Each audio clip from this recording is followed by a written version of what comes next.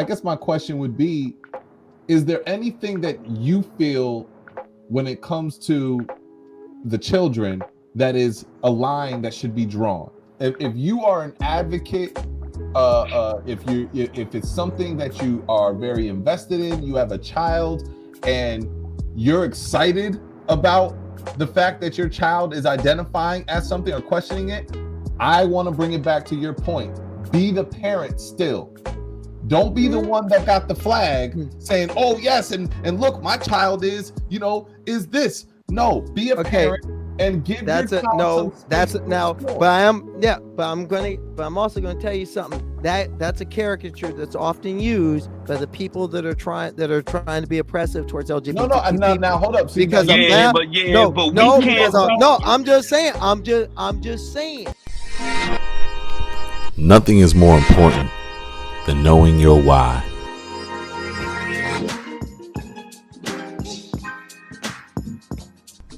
Your story. They take our story and make their narrative. You need people who are going to stand out and speak. But in my city, we take pride in owning our story. What's in your heart? What are you really here to do? Controlling our narrative and give truth for the people.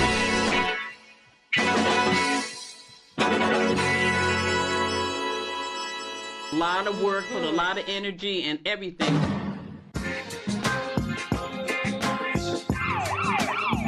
Children were being taken away, all of that, it kept us.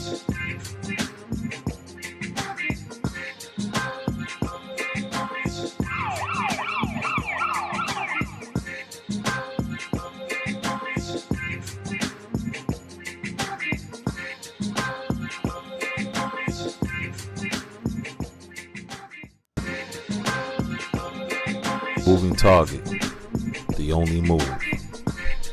And we are live. All right. Welcome back to Moving Target Podcast. And man, we got a lot of surprises tonight. Number one, of course, we have back with us who just did Upload the Soul, Hafiza Teray. What's up? What's up? Peace and blessings.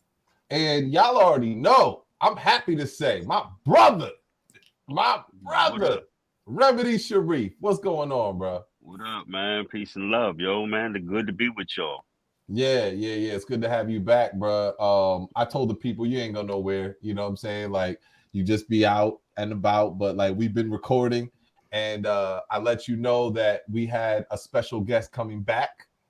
It's interesting, man. We don't do it intentionally, but every 3 years, this individual has come back to the show to kind of give us an update of where we are in regards to what we're going to talk about tonight. So 3 years, or 2017, maybe 16, she came on. 2019, she came back. And here we are, 2023. And she is back. All right. And who I'm talking about, before we even go into that, I just want to let it be known. So today we are going to be talking about an episode that I uploaded to the YouTube channel, which was from about 3 years ago, about transgender oppression, specifically with the Black community. And the goal for this conversation is not to debate, even though we're going to get real up in here. You know what I'm saying? We were just talking backstage, and she was talking about how, we're going to be talking like we at the cookout. All right. We're going to have some challenging questions, challenging things to think about. We're going to be stretched a little bit, but the goal is for understanding. The goal is for learning. Pause. What? Go ahead. What pause. Go ahead. Yeah. That didn't warrant a pause. Where we got pause for that? What? You know. Come on. That didn't warrant a pause, though. He's back. Yeah, right. So this is really for understanding. And joining us today, coming back to the show, a reporter for Outsports.com and host of Transporter Room podcast and coordinator for Trans Life, Carly Webb is joining us again. Let's give it up for Carly Webb. What's up, Carly? Yanae, good to see you. Remedy, good to see you. Mesa, good to see you. It's always good to be back to Likewise. Moving Target. Yes, It's always yes. good. Always good to be around Black family. I always tell you when you come here, when you come to join us, that I just appreciate you so much, because I can only imagine if white people called me on to their show to say, hey, can you come on and talk about Black people so we can understand Black people? It would be kind of like, no, I'm not. You know what I'm saying? But you have never resisted what I know is out of love, but still a laborious act for you to be able to come on and share with us and talk about stuff that you probably talk about all the time. You're like, yo, y'all don't get it yet. You know what I'm saying? Like, how many times do I have to talk about this? But we evolve and we learn and we grow, and some people still don't get it. And you have always accepted the invitation. So gratitude for you for always coming on and doing this work. Well, no, I appreciate you giving me the opportunity to do so. And I can tell you this much. First off, when it comes to doing this in a Black space, I don't get to talk about this much. We don't talk about it enough. And I think, especially now, the last time I had an opportunity to talk about the things we'll be talking about on this show was maybe a little bit more than a year ago, when Fox Soul, I was a part of one of the shows on Fox Soul. And the first question of the show was, why should Black people care? And I found that question telling, because there is an assumption that, and this is assumption not just with the issue of trans rights, with LGBTQ rights, but so many issues across the board, that Black people don't factor into this, when the matter of fact is, we're here, so we factor into it. Black transgender people exist. Black LGBTQ people exist. Yeah. We exist.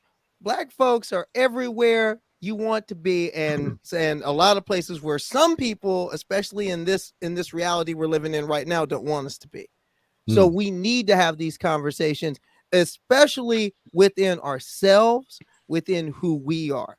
We need to be having this. We need to be talking about this, because the fact is, there's so many things going on right now, especially we're talking about the trans rights issue. Black families are affected.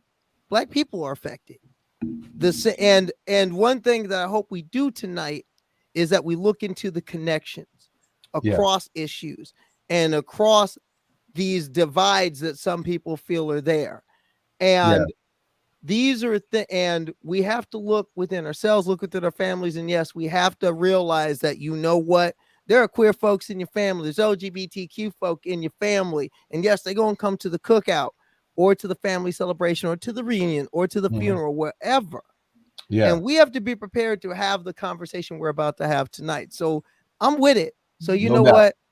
Get me a dog off the grill, give me that bottle of Henny, and let's do this. All right, we're here. So let's start with, I guess you could say, basic. Basic in regards to me, because we've had you on a few times or a couple times, and you have broken this down each time. So let's start with language. Okay. One of the blind spots that I had last time was I kept saying lifestyle. And you were like, this is not a lifestyle. Me being a triathlon, that's a lifestyle. This is who I am. And I'm like, I never thought about that blind spot that I have.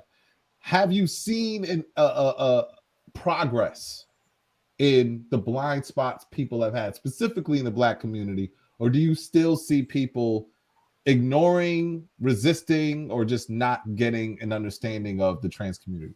What I'm saying, well, it's interesting because of this time we're in right now. First, let's lay one of the biggest parts of the situation.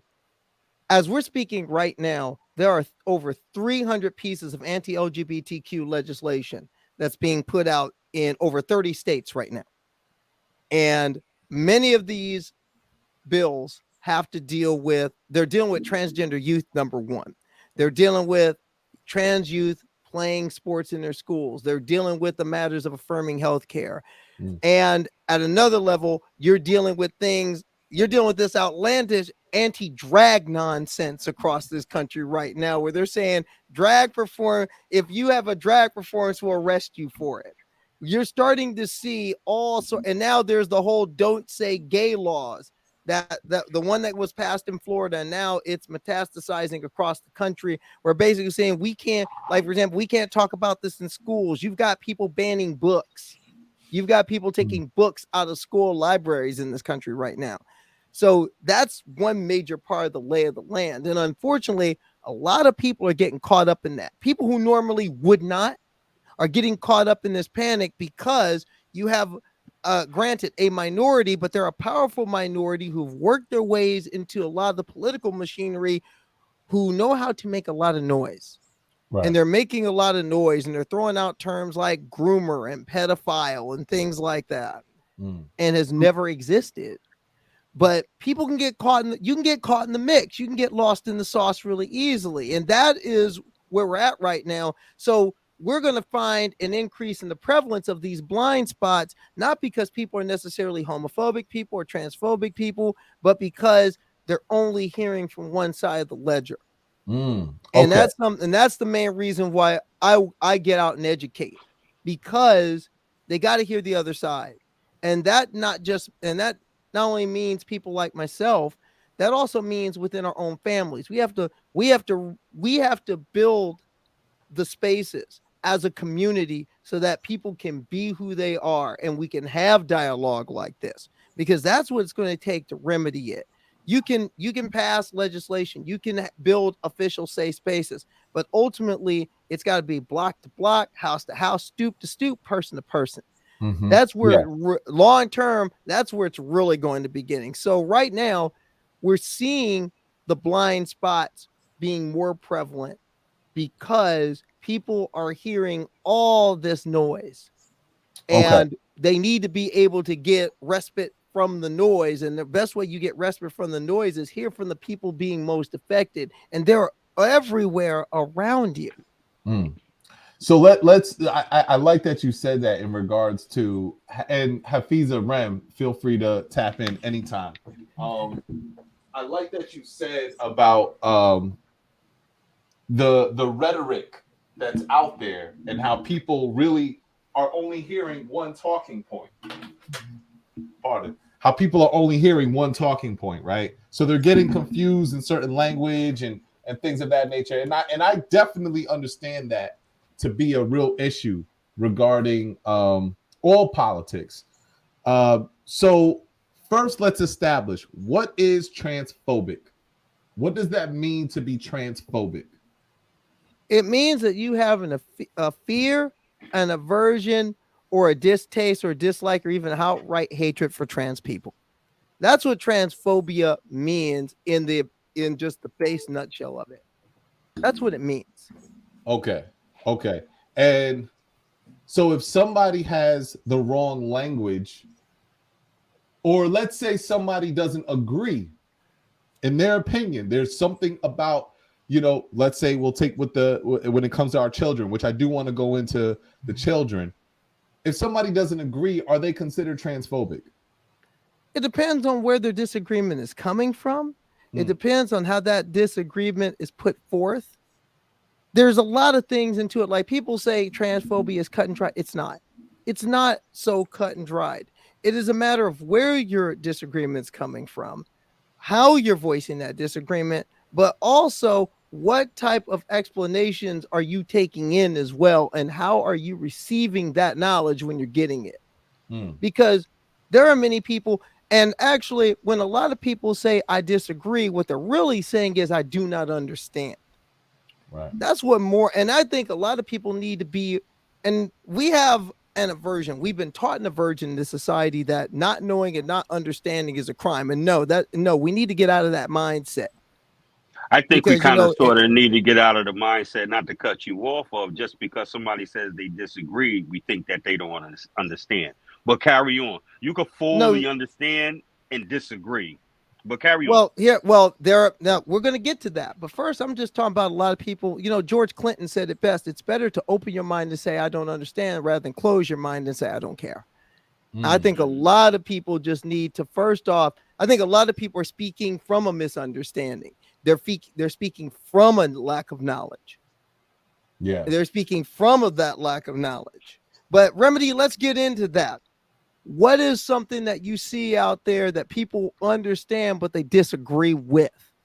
Let's go there.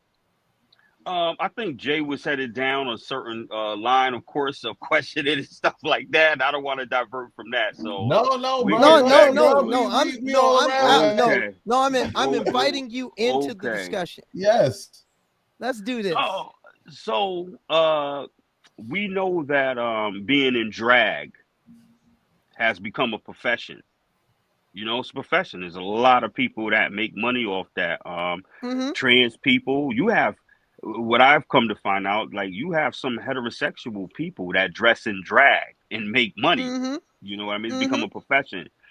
That's cool and all if that's what you choose to do. I just don't agree with that being taught at an elementary school around a bunch of kids. Well, first off, that's not being taught at an elementary school to kids. It's not being taught per se. Or was it a middle school? One of them. Now, if you're talking, but is it still being put out as an influence to younger kids? That's a better way to put it. And here's the thing: what would be wrong with that? Because let's face it, here's my question. What would be wrong with that? So here's my question to that, right? And I think the only wrong is I do think drag, the origin of drag, has a sexual connotation to it. That actually, it wasn't always just, you know, I've even heard people who are drag agree that what the origins of being of drag is and the burlesque, it's not something that would be for elementary school. Just like, you know, if for pole dancing, like if my daughter came home and said they're doing a pole dancing class, look, you could talk about it's for the muscles all you want. Like, I don't want you doing a pole dancing class. The origins of that don't fit with what you should be being influenced by in school. So I think that's where I fall in a disagreement. Well, see, here's my thing on that, and I bring up the drag idea from the idea of the hysteria, because too many people conflate being trans with drag, and that's not it.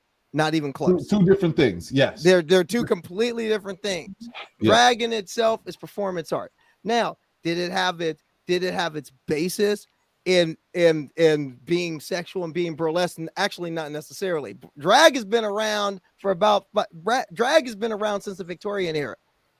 They just didn't call it that. But let's face it, they didn't let women act on stage in Victorian England. All of Shakespeare's finest plays, men played all the roles. So technically, there's an origin of drag.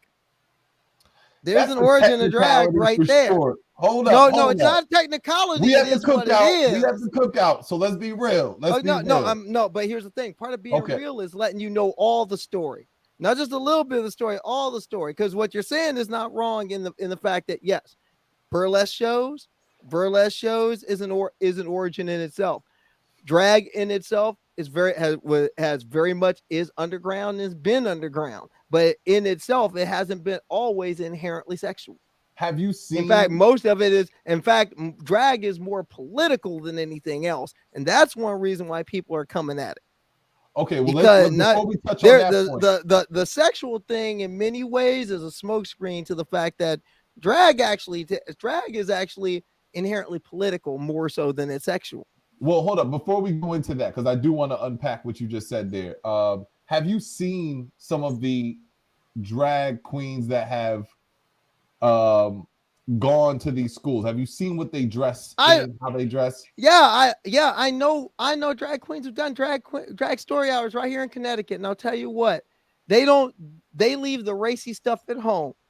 It's very conservative. They look more like they're members of the PTO than a lot of members of the PTO. So do you think then that there's any line that should be drawn when it comes to our children, whether it's drag, whether it's somebody who is a professional dancer, an exotic dancer, do you think there's anything that should be somehow limited to children when it comes to drag or sexuality of any kind. Well, of course, but here's the thing: the people that are engaging, that are doing these things, they're already drawing that line.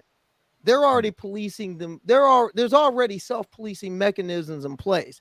This whole hysteria has nothing to do with anything that you're talking about. This has to do with people who feel so threatened by the fact that our nation, and in many ways our world and our society, isn't getting as hung up. We have a generation that's not as hung up on these things as they were 30, 40, 50 years ago. And they're afraid that, oh my God, if this society gets more queer, we lose power. That's what this is really about. This is what this is really about. You see, whenever people want a power grab, what's the first thing they say? Think of the children. Think of the children. If they're really thinking of the children, how about stop cutting educational funding, number one? Stop cutting libraries, number two. Quit trying to find how many books you want to take out, number three. And number four, if you really want to talk about things, it's funny. They say kids shouldn't be exposed to things like the 1619 Project. What is the 1619 Project? 1619 Project, New York Times project on the effects that the slave trade has had on building this country. Okay, yeah. Remember, you got the same people that want to ride down and pass all this anti-LGBTQ legislation are the same people that want to say that Black history is propaganda. They're the same people that want to take your vote away. They're the same people for the same reasons. So do you think for the same reason they don't want your kids hearing about real history, and they don't want your kids hearing about how LGBTQ people were a part of that history. So I want to jump in because I know I've been kind of quiet. This is definitely a learning experience for me. I cannot say I'm well versed on any of the politics or even the understanding of, the full struggle of what the LGBTQ plus community has to go through. So I'm listening to what you're saying. I'm listening intently because I truly, seek to understand. For me, I connect with stories. I connect with people's stories, whatever your life experiences are, because I know that has been, so much that has led up to where we are in this moment. So that's what I connect with. When I hear this snippet of this conversation about libraries and drag and libraries and someone reading to children in drag, as a mother, and my first instinct is, what is the intention behind it? Like, where do the drag community feel that what is to gain from speaking to reading books to small children in drag?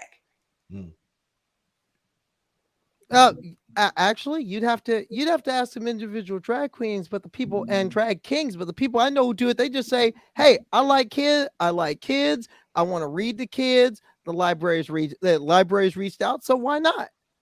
And so the fact of the matter is, there's no other intention. There's no other purpose of the only people that believe that there's a greater intention or a nefarious intention are the people that are trying to sell you this hysteria. Yeah, no, forget that's what this is about. You can't. No, you can't forget about the hysteria because that's where all this is coming from. No. Well, like I still want to expose the hysteria, but I think from Hafiz's question, and I could understand that.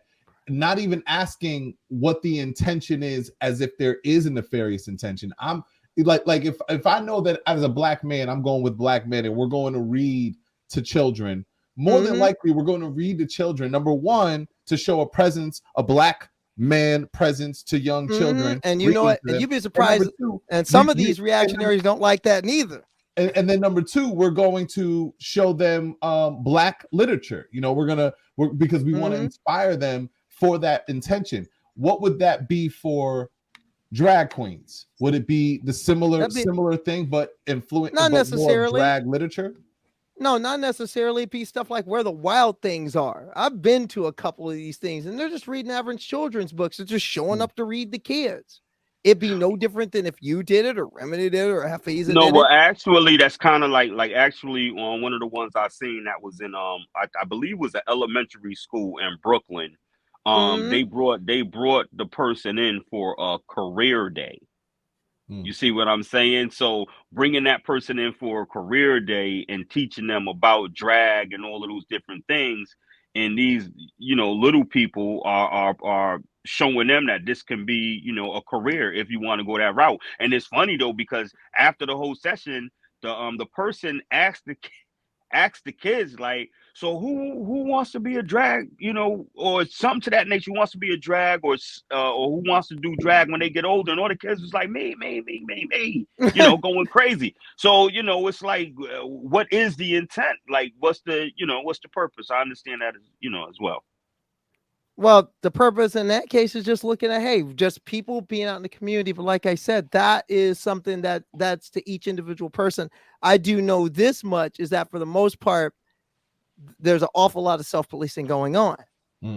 And I think that there's a lot of people that understand that we're talking about adults in a setting around kids that's being proctored and being also watched by other adults in the room. It isn't like you're just I mean, if you listen to some of these reactionaries, it's like there's this quote unquote, oh my God, booga booga indoctrination going up, and it's the exact opposite. I'm more worried about that. Let's talk about the reaction. Let's talk about the hysteria. When you say the hysteria, what is the hysteria that's put out?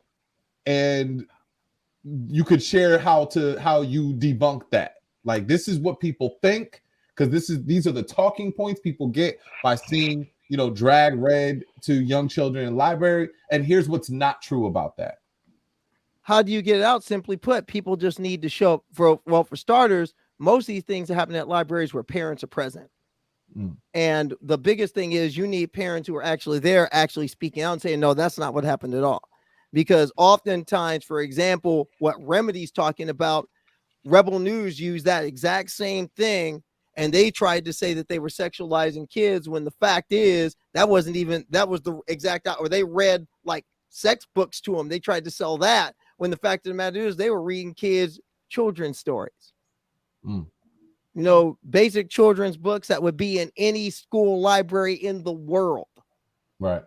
And they're trying, and they just an example. For example, if you walked in and was reading the kids, and somebody from say Fox News or Newsmax happened to look at you, they would say black militant reading the kids.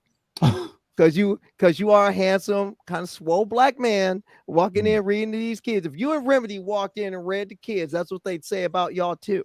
Yeah, but at the end of the reading, hear me out now. But I'm just saying, at the end of the reading, we're not saying, yo, who wants to go get a rifle and well, first off, class? You know what I mean? We're not doing that. So it's a little different. No, don't sleep. Where do you think the militaries are trying to get kids? They're in school. They're in schools recruiting. Come on, they're at schools recruiting. They're at gaming conventions recruiting even more now. Because think about it. What does the U.S. Army use as a simulator? Call of Duty. Oh, absolutely. For sure. I mean, people want to talk about grooming. Let's talk about, when we talk about quote unquote grooming, let's talk about what it's really about. No doubt. Let's talk about why do you, all this anti-CRT stuff you're hearing, that's really grooming. That's really grooming. Yeah. Because you want to make sure that they want to turn libraries into library where they bury the lies. Think about that. See, can you educate me? What's anti-CRT, please? That's critical race theory. For number one, not taught in your. See, first off, critical race theory what critical race theory actually is only taught at like advanced level college and law school. What they're trying to say is basic black history is critical race theory. That's what they're really saying. They're saying that teaching the Martin Luther King "I Have a Dream" speech is critical race theory because it teaches those kids to hate. They're going to hate America. That's what they really believe. Ron DeSantis said this. Yeah. When he said that we're going to ban the teaching of African American AP classes in high school. He said that's just it's propaganda designed to teach kids to teach white kids. Let's be real who we're talking about. They want to teach you're teaching white kids to be ashamed of themselves and hate America. That's the example of the hysteria that we're talking about. And it's the same cycle. whether we're talking about all this ridiculous legislation, whether we're talking about calling parents child abusers because they're affirmed their child, and that's something we really need to get into, because that's that's affecting decisions for every parent. I want to move into that now, since we've been talking about children being read to by drag queens. As a parent, now there's a bill right now that say that if I walked in and read to kids in the library, I'd fall under this law, because the Texas law, which is being copied. I want to mention this real quick. If I walked in to a library and was brought in, Carly Webb brought in to read to kids, if that was in Texas, I would be arrested under that law, because I'm presenting outside of my birth gender. Wow. According, yes, that's how deep this rabbit hole's going. And how deep is the affirmative care going in Texas? They have just introduced a bill that would ban affirming health care for any transgender person, and any doctor that provided you or helped you could be liable for malpractice, could lose their license. Any parent that supported a child is called a child abuser and goes up under those charges. They're not just targeting this is in Texas right now. And this is also in 6 other states. Arkansas is about to pass. They're going to be about the 5th state, I think, to pass a bill that would ban affirming health care for those under 18. Mm-hmm. And now these same states are going after me. Oklahoma is trying to push through a bill saying that we're going to ban affirming care for anybody under 26. Now we're talking adults at that point. That's just one step short of just saying everybody.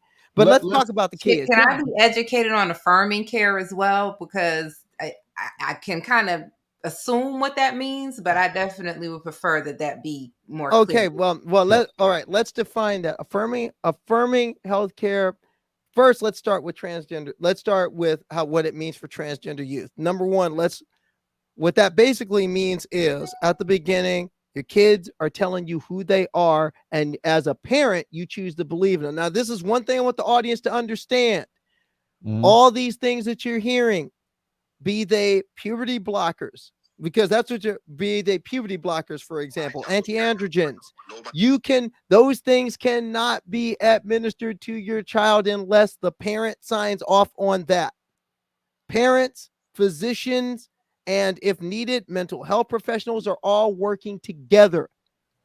All this idea of a kid's too young to know who they are, kids can't make that. The child is not making that decision in a vacuum on their own. That's not what's happening. And really, what affirming health care really means is anything that is supporting what that child is telling you.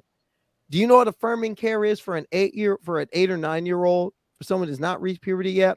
This is what affirming care is. Number one, get their pronouns right. Number two, whatever name they tell you they are, you use it. And number three, you make the space around them, the spaces that they exist and occupy in, as safe as possible for them to be in. That's affirming care. That's it. That's it at the start. So the medical things don't start coming in until puberty hits. So let me ask you this. In regards to an 8-year-old, for example, 9-year-old, 7-year-old, how much do you think any other influence as a parent, there's things I don't even want. I don't want to have that discussion with my child yet. I just don't. Right. However, what discussion are you talking about? Hold on. We are in an informational age. So there's a lot of information that gets out there. Our kids pick it up. They pick it up from TikTok. They pick it up from all different areas. So that's all going to be out there. And they're going to be influenced by that. Not just this topic, but anything. It could be the latest dance. It could be these big red boots everybody's wearing now. You know, it could be anything. So how much? They're goofy boots, got it, man. Yeah. We look like video game characters. How much influence do you think is also on these young children to start to explore and maybe consider prematurely what they might be, a different gender, and how much of that is involved? Honestly, like, would you say less than you think? I would say less than you think. Okay, well, and why do you say that? I say that mainly from experience of being around parents, of being around kids. A lot of young kids, you know, a lot of kids, you'd be surprised. I'll admit, I used to be one to think that, okay, how can these kids know? But then you meet these parents and meet these kids, and they just tell you right up, I knew. And the more I peeled back my own layers, I knew when I started understanding it. I think the difference is not so much that kids are being influenced. I think the key is now, one, more information is out there. More real-time information, more clinical information is out there. And two, people have, adults and healthcare professionals especially, have more access to it. And three, for the most part, all this hysteria that we're seeing, this vitriol we're seeing notwithstanding, we're in a safer time for people to talk about it. More is being discussed out there. Yeah. Can I read off some data? Sure. It says the 2015 U.S. Transgender Survey, the most recent available because of the pandemic, claims that 11% of the female respondents reverted back to their original sex. Transgender men had a reversion rate of 4%. Those who chose to revert cited a variety of reasons. 5% of those who detransitioned realized that a gender transition was not what they wanted. Other people cited family pressure and difficulty getting a job as reasons to detransition. In fact, those are the largest reasons. But also, there have been three other studies done since then. Because I know about the 2015, the 2015, what we call the trans census. Okay. But there have been three other studies done since then that show that those desistance rates were those detransition rates were even lower. They were even lower than that. There's the authors of a 2021 article in Plastic and Reconstructive Surgery conducted a systemic review of several databases to determine the rate of regret for those who had undergone surgery. According to the article, 7,928 transgender patients who underwent any type of gender affirmation surgeries were included. The pool prevalence of regret after GAS, I guess that's gender affirming surgery, of which there are many types. That now, one thing that you have to understand is that gender affirming surgery runs a gamut of things. But the rates of regret were far lower than a lot of things that are a lot more routine. See, and I guess my concern is, though, with the regret, it's understandable for, teens or even young adults. When it comes to the 8-9-year-olds, well, first off, these things aren't done to 8 or 9-year-olds. Let's understand this. Okay. For example, a surgeon will not talk to you till you're 18. They won't talk to you till you're 18. Okay.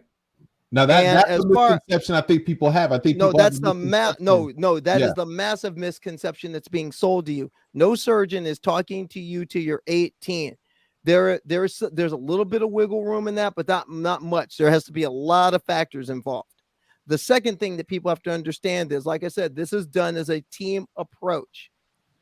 No child can just walk in the doctor and says, I want hormones. And the doctor says, okay, no, that's not how it works. Parents got to sign off on it. And I'll tell you from my own experience as an adult, even in a situation that is informed consent, there's still some hoops you got to go through. There's still hoops going through even than that. Doctors are very conservative with me as an adult. They're 5 times more conservative with kids. Believe me, they know, and I know this. And hear me out. No, let me finish this before you get in, because I want to hear I want to hear your question. Yeah. I want to make sure this point is out, because for me, this isn't just an esoteric academic debate. This is my life. So believe me, I have my endocrinologist on speed dial. That's how much we talk, because we got to get it, because these are very important issues. These are very important things I'm dealing with. These are some serious changes. From a medical standpoint, it's crucial that we get it right. Yeah. And it's even more crucial that they get it right with kids. And believe me, my endos work with kids. They don't miss a trick. And that is kind of the common thread among endos, especially in this country, in regards to working with transgender youth. They don't miss a trick. They make doubly sure they get it right. They work with parents. If they're often calling parents, it's not necessary that you consider mental health professionals, but it's not a bad idea to call one in, and they do call them in. This is a team. This is done as a team approach, and nothing gets done at least until kids start reaching puberty age. That's when the situations with things like blockers and hormones start coming into play between ages 12 and 16, 12 and 17. And even that is after a lot of work and a lot of planning. This is not, nobody's passing out hormones like candy out here. Not even close. And again, surgery, that's not even a consideration. That's what gets me about all these people talk about they're getting these transgender surgeries on little kids. Oh, no, that's not happening at all. Not at all. So, Hafiza, you had a question? I do appreciate this conversation because this is, again, also just enlightening. So I guess my question, what I'm trying to understand, does the dynamic of transgender and what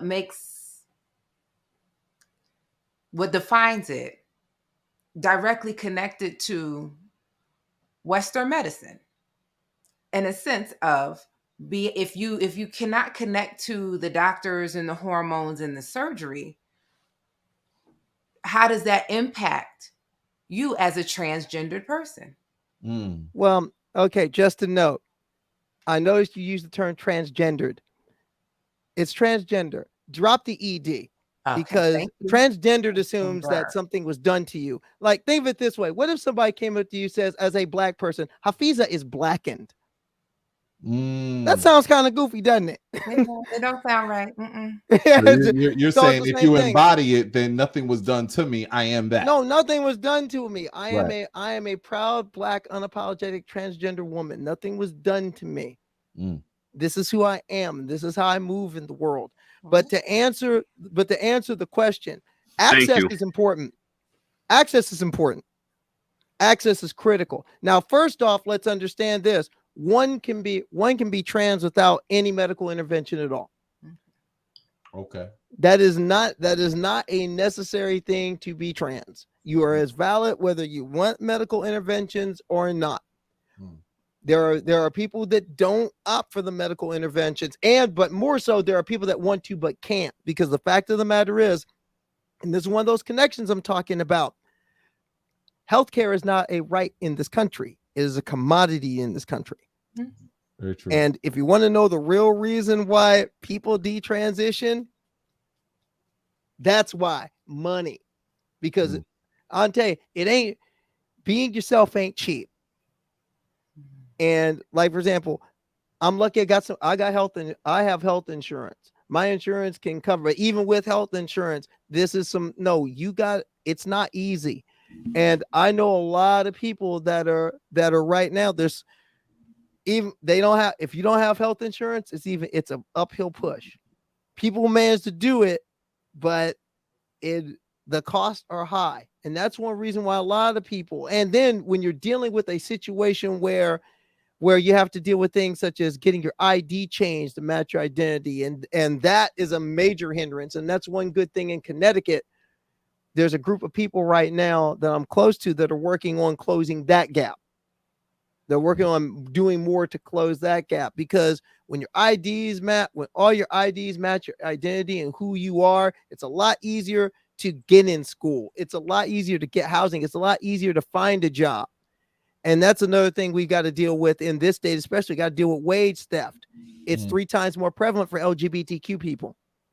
And that has a direct effect on what we're talking about here. Because again, there is that question. If you are opting to move forward with your transition in this way, access is key.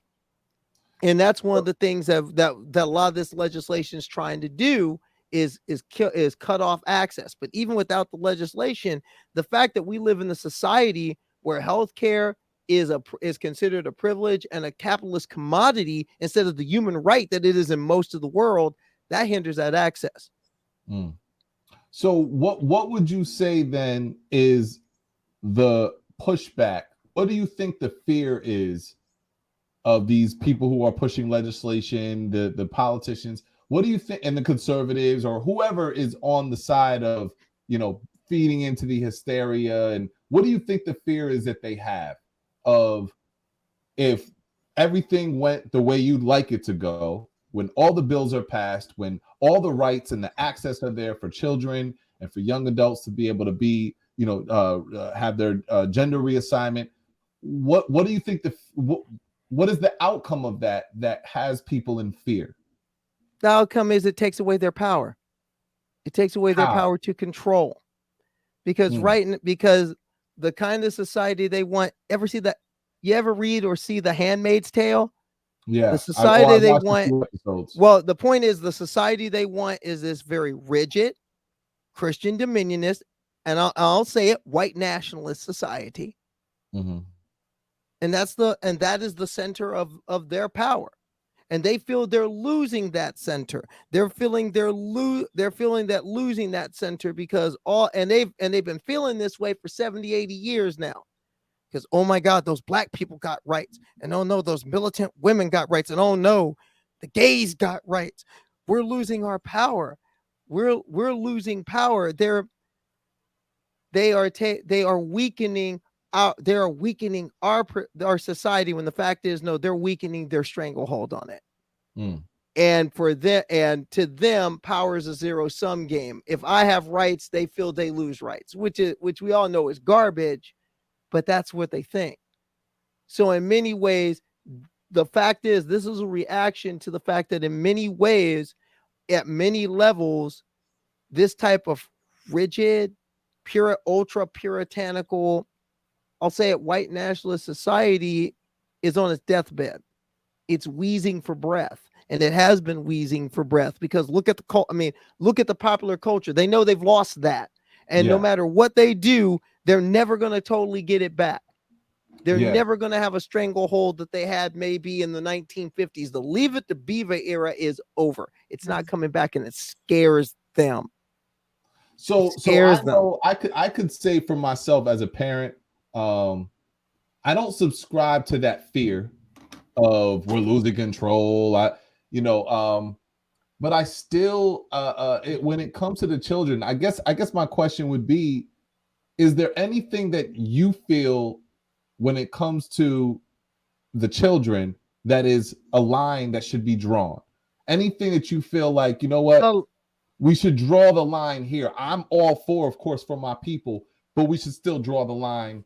The line's already, but that's the thing. The line is already drawn. The line has been drawn. The line is already drawn. The concept, the line that's actually been drawn is beginning individual parents making individual decisions in concert with medical professionals if they're choosing to go that route. The first line is that parent listening to their child? Yes or no? It begins with the parent. Nothing comes without the parent. Now, here's what gets me. The people that ask that question are the same people. They have a line too, and their line is, if you are a parent who hears that my child is trans and you choose to believe them, then you're a child abuser. That's the line they want to set. So really, the person you need to be asking that question to is the reactionary. Because the reactionary doesn't want to answer it. Me, I can answer it easily because I know where that line is. And the answer is that line has already been drawn. That line has already been drawn by parents, and it's been drawn and it's been backed up by healthcare professionals, and it's been backed up by the organizations that these healthcare professionals belong to. And every major medical organization on this planet says affirming healthcare is the best way to go, is the safest way to go, is the healthy way to go. You name them. American Journal of Medicine, the AMA, the American Psychiatric Association, the American Academy of Pediatricians. You go across the board around the world, they all say the same thing. Affirming healthcare, parents, child, parent, healthcare professionals working together. That's the way to go. It's the best way to go. I wonder they've if already drawn the line. Maybe parents themselves, are they educated enough? Because at the same time, when we have a younger generation that's coming up, more open, more diverse, more accepting to all different ways of being and existing, which is beautiful, you know. But I wonder still with the younger generation, how much when they hear a child say or even explore this, how much are they really giving the freedom to that child to say, okay, you might be, and you might be this. Don't worry about it. Or are they pushing to say, oh, you might be this? This is what you probably are. Trust then. me. You know, trust me. Trust me. Very few parents, no parents pushing their child. Most parents are pushing back on that child, saying no, no, no, no, no, no, no, no, no, out of fear. Even the most affirming parents at the beginning, at least in the experience and parents I've talked to, and I've known more than a few, including people who are very, very close to me. Yeah. These parents, they struggle. One of my best friends is a parent of a trans child. In fact, I found out about this parent's child the same time that I came out to one of my best friends. I found out that, hey, I came out and they said, you know what? So did my child. They know. I don't know. It kind of seems. No, hear me out. And parents struggle. This parent told me I struggled for a long time. I know parents who now are the most staunch advocates in the world, and at the beginning they'll tell you they struggled with this. They prayed about it. How old would you say these parents cried are about now? it. What was that? How old would you say these parents are now? These parents are well. I know a few of them are close to my age. I'm 51. Okay. I know parents who are in there. I'm thinking more of the children that are, you know, maybe they're 18 now, but in 10 years, 28, maybe their child at 6, 7 years old, in a time where we are exposed to drag queens coming in, and you know, when we're still exposed to that at a young age, I'm wondering when the children are like, hey, you know what? I saw a drag queen, I want to be that. How much are the parents who are like going to be 28 in 10 years, or how informed are they going to be to say, you know what, that's great that you saw that you're inspired by that.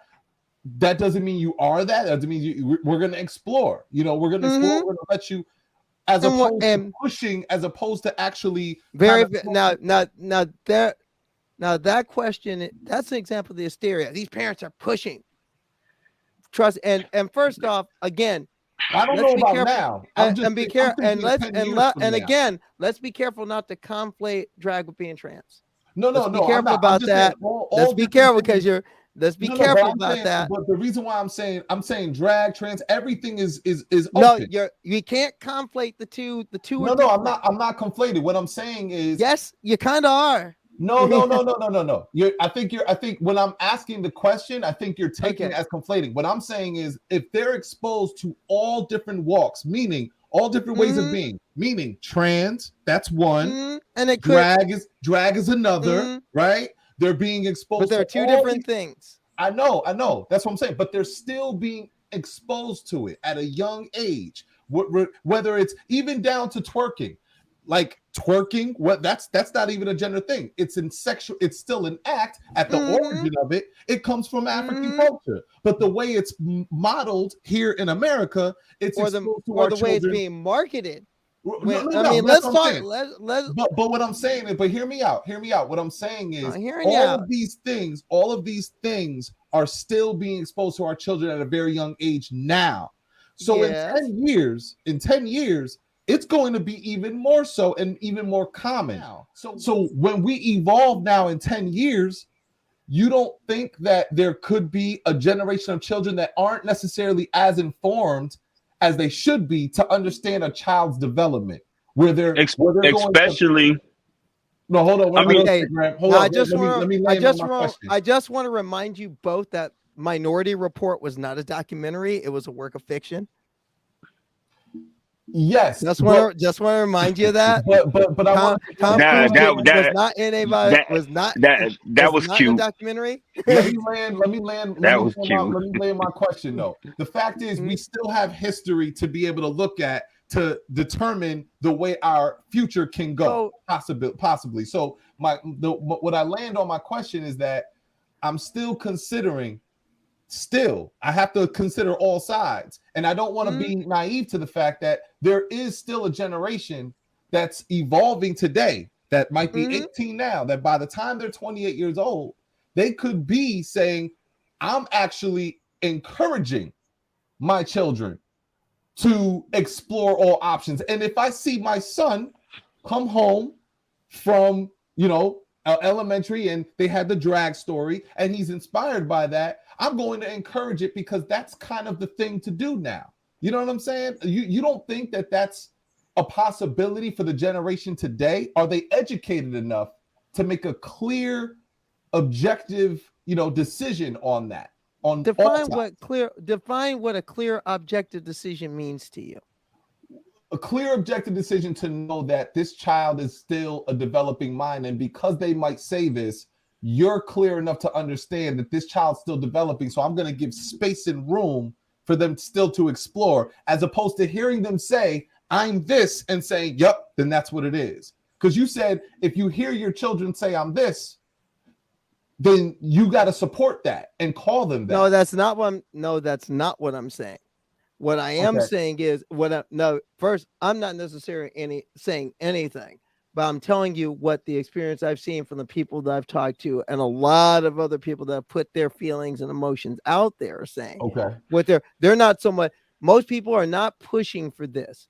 And remember, and I'm taken aback a little bit by that language, because reactionaries often say that an affirming parent is pushing their child, when the fact is all that parent is saying is saying exactly what you just said, which is, I'm going to give my child some space and room to figure this out and be there to support them as they're figuring it out, no matter which way the world turns, and be prepared to have their back. Call me this at 6 years old. Call me this. You're saying that from your experience, and even from your expertise, that you see parents being more encouraging for them to explore, not necessarily calling them that. Right now, often the exact opposite. The vast majority of parents are like, oh, hell no. I could see that now, because I could see it, like, we're still in transition. Saying, but here's the thing. I understand where you're coming from, but my thing is, one thing that's really affected that is that we have more knowledge. We have a lot more knowledge of what it means. There's a lot more support for parents. There's a lot more support for parents now than there was 5 years ago, than there was 2 years ago. There's a lot more support, and there's a lot more knowledge out there. Is the knowledge to understand? The knowledge is to understand what the options are. And that's all at the basis as far as kids is affirming care is really, here's what your options are based on what your child is telling you. Remember, the first step in all this is child to parent. It's child to parent. Yeah. Before anything else, that parent has to listen to that child, comprehend what they're being told, and then actions happen. So what is your advice to a parent that is completely supportive of the trans community, is an advocate for it, all of that? Their child at 6 years old says, hey, this is what I am. I read this book, whatever, or this is just what I am. This is what I believe, and this is what I am at 6, 7 years old. And then the parent says, I believe you are too. Let's do it. Let's get you the things to support you so you can. What would be your advice to that parent? First off, 99% of parents ain't going all in like that right there. No, but even if they were, but what would your advice be for them? My advice would be continue to listen to your child, learn what you don't know, learn what you may not understand, and really don't make as big a deal out of it as some would want you to. Right. At this moment, be the parent. Be the parent, which means be the parent and basically listen, raise your child, and know. And if there's something you're not sure about, there's a lot of resources to learn what you don't know. So is there a way to utilize them? You would tell them don't be afraid to slow down. utilize them. Yeah. Okay. No, So not so much slow down, but not so much a matter of slowing down. It's a matter of, okay, you've heard this and you're into it. But most parents, this is 99% of parents. They're going to say, okay, my college just told me this. I want to support them. Now what? That's most parents. Let's not deal with the possibility. Let's deal. The reality is most parents, when they hear that, they're like, oh, damn, what do I do now? And that's where the listening comes into place. You have to listen. Is there a way to maybe identify a little bit better for some kids that might feel that they are a certain way in that area, or to be able to recognize that it's more so of them just being influenced? Because it's being pushed a lot. Being pushed how? Cartoons. Not only the cartoons, but you also got like they see all the time, like Dwayne Wade and Gabrielle Union with their child, Will Smith and them with their child. I mean, all of these things are just, And no, I think you know what? I'm just showing that as an example of it being pushed, right? I think an example is my personal experience, right? And I didn't have no problem having this discussion with my daughter. I had no problem. She's very well aware. She's very well versed in this conversation. She could break it down probably better than adults I know. But she had a book. It was her first graphic novel book. She enjoyed it, and it was about two women who were in love with each other. I had no idea prior to that. That's not the description that's on the book, but the picture was them holding hands and kissing. It was actually made for 8-9-year-olds. That was not a book that I normally would have to talk about years ago. It is now. Cool, that's fine. I guess still, although that's the conversation, we still can't ignore the fact that it is a conversation that now we have to have different as opposed to 10 years. And that's why I was bringing up the possibility, because it's not really a possibility. It's inevitability. We are having these conversations now with our children now that we didn't have to have before at 8-9 years old. I don't want to have a kissing boyfriend, girlfriend conversation, period, let alone more things. So I'm having those conversations. And I think as time goes on, it's only going to be normalized to the point where my daughter, who is very used to this conversation at 9, when she's 29, she's going to be very, versed into all the, so a lot of kids her age that are exposed to this very early. So when you talk about what's being pushed, whether it's pushed intentionally, I'm not talking about the hysteria part. It is still, unfortunately, that is the idea that it's pushed on them. Yeah. No, I don't want to. Let's be real. Let's be real about this in the popular. No, you can't take away pushed, unfortunately, because that's what's out there. The idea that anything that's different, that anything that's outside of what certain people consider the norm is pushing. I mean, come on, the things that you're saying about that book, they said about hip hop music. Because it's different, and it sounds different, and it looks different, and it's not what we're used to. About 2 Live Crew, when 2 Live Crew was out, and I was a young one, that was shit was like, yo, there was no reason why no kid should be exposed to that. No. So it goes both ways. So I'm not like excluding just because. But here's the thing: is me living my life the same as Pop That Pussy? No. But the conversation, but the point is, there are people that are trying to equate it that way. Is it me? Right. Is me just being out and about the same as put her in the buck? No, and yes, I know those titles because I'll admit I listened to some Uncle Luke back in the day. When I talk about this, and I think even for other people, it's always perceived like, even when I talk about it now, right? If I say push, or if I say what's out there, and I have to talk to my child about it, it's automatically perceived as if I'm speaking from the hysteria. But I'm really speaking as a parent. No, you're speaking as a parent, and I respect that, and I understand that. Just like with Remedy, I say I understand, I respect where you're coming from. the problem isn't so much where you're coming from. The problem is, unfortunately, a lot of people have taken honest concern and have turned this into a monster movie. Because but the remedy to that is being a parent. You be the parent. You be the parent. You control. You have your finger on the pulse, and that goes back again. All this begins with the one sentence: listen to your child. Mm-hmm. And that's part of being the parent. Listen to your child. This idea that there's this quote unquote social contagion is absolute nonsense. What do you mean social contagion? No, this idea that I don't know if we could call it nonsense though, man. I read a book and immediately think, oh my God, I'm trans. No, that's no. how it works. Maybe not right. Right now, Dad. But however, though, but that's what people who are trying to sell this hysteria and this fear are selling to people. No, however, though, people are buying it. That's the issue. If a child grows up in a home with two gay parents or two trans parents or whatever the case may be, that child is more likely to be that. Actually, that's not true. I don't see how. I don't see how it's not. There's no correlation to that whatsoever, and there's been studies done on that. There is very little correlation.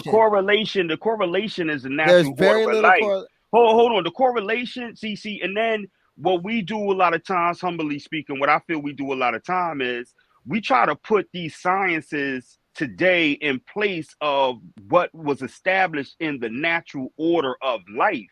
You even have different when you could take a mechanism or organism, uproot it from where it's at, put it in another place, and it will adapt to where it's at and adapt to its surroundings, because that's the natural order of a thing to do.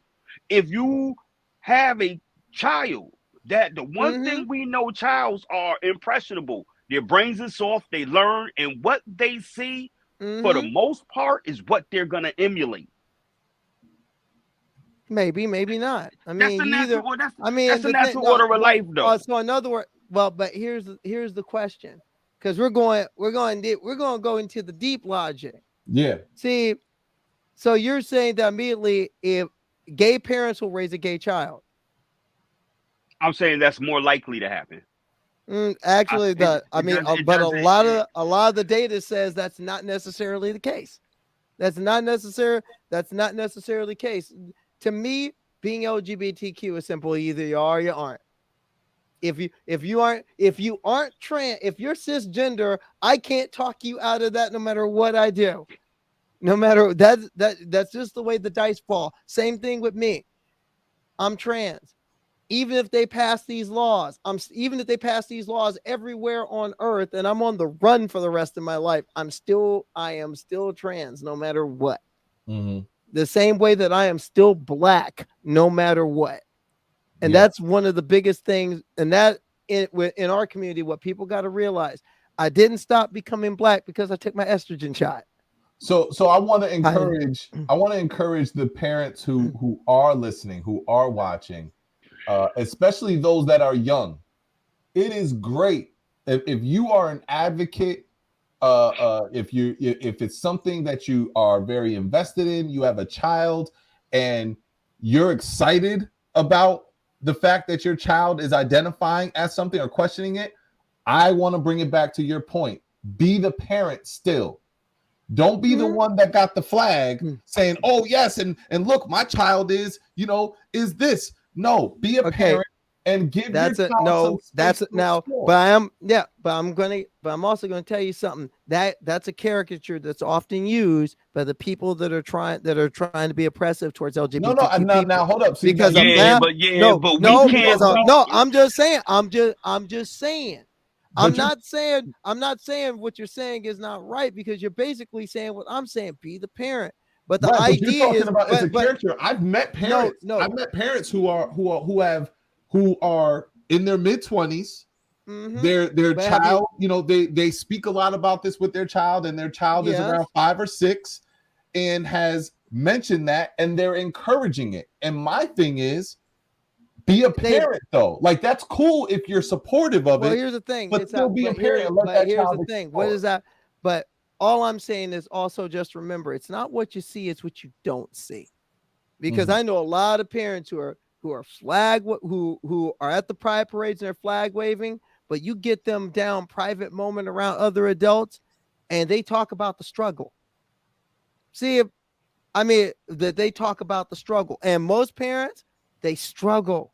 I know this from the work I do with Trans Lifeline, talking to parents. Most parents, even the parents that will never miss a GLSEN meeting, they'll always be at that they will always be at the P flag meeting. They'll never miss a P flag meeting. But when it comes to their own child, I'll give an example. One of my mom's favorite shows is I Am Jazz. But when I came out, she was like, oh my God. A lot of people are different. I do agree. I think child. the reason the parents that I've met who are encouraging of it, who are excited about it, they almost prop their child up like a souvenir. Like, look, these parents that I've met, this is personal. I've met a few of these parents, but coincidentally enough, they're all in their mid-20s. And so when I think about parents my age or older, I could see them being much more in a struggle. When I think about the ones that are in their mid-20s, or the ones that I've met that are encouraging it, I think the age is the reason why they're so encouraging. And I still tell them, make sure you're still giving your child space to grow and explore, not just because of what you want and your personal bias. Yeah, but that in itself is also an issue. The idea of that there is necessarily this personal bias, because oftentimes, more often than not, even among younger parents, is not necessarily what you see. Now, granted, we have a society that this younger generation just doesn't see it the way that we do. They don't. They're looking at this very different. So I understand where you're coming from. Yeah. But I'm also saying, even among this younger generation, they're even more keenly aware of the sticking points with it, because because chances are they've lived those sticking points or seen friends who have. Right. I'm telling you this from experience. When we're saying that we're scared as trans people, we're not selling you wolf tickets. We're scared. Yeah. We're scared. They're even trying to pass some of this legislation here in Connecticut.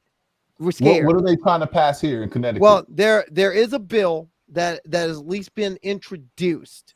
I don't know. We're not sure if it's not going to get out of committee, which would basically prohibit a school teacher in this state from affirming a child other than their quote unquote biological sex. Yeah, because it's not for that. A school parent, a school teacher should not be able to affirm. Why not? Why not? Tell me why. Before a parent? Because no, hear me out. Okay. Wait, Carlos. Wait. Hear me. No, wait. I'm sorry, but wait, give me 1 second. Do this again. No, I need this piece. Please state again what affirming a child is. Please say it again. Affirming a child, at least for the most part, the first part of affirming is, hey, affirm the pronouns, affirm their name, make the space safe for them to exist in. Don't let them be bullied. Don't let them mistreat it. So if the child says I am this, then the teacher. There's another part of that. You see, we have law about this in Connecticut. We have law about this. That's human rights law in this state. And the part that pertains to education explicitly states that no Connecticut school child shall be denied equal educational opportunity under the law. That's been state law since 2011, when gender identity was seen as a protected class. Now, all that means with this bill is really bogus. It's not getting out of committee. But the point is that the idea that some politician who has a problem with trans people is telling a teacher that they will be in trouble for affirming a child's name in a class or affirming their pronouns. Carly, that's what this is. And I have no problem with the school teacher affirming that pronoun. If I send my child to school and my child name is Bob, that's the name he chose, Bob.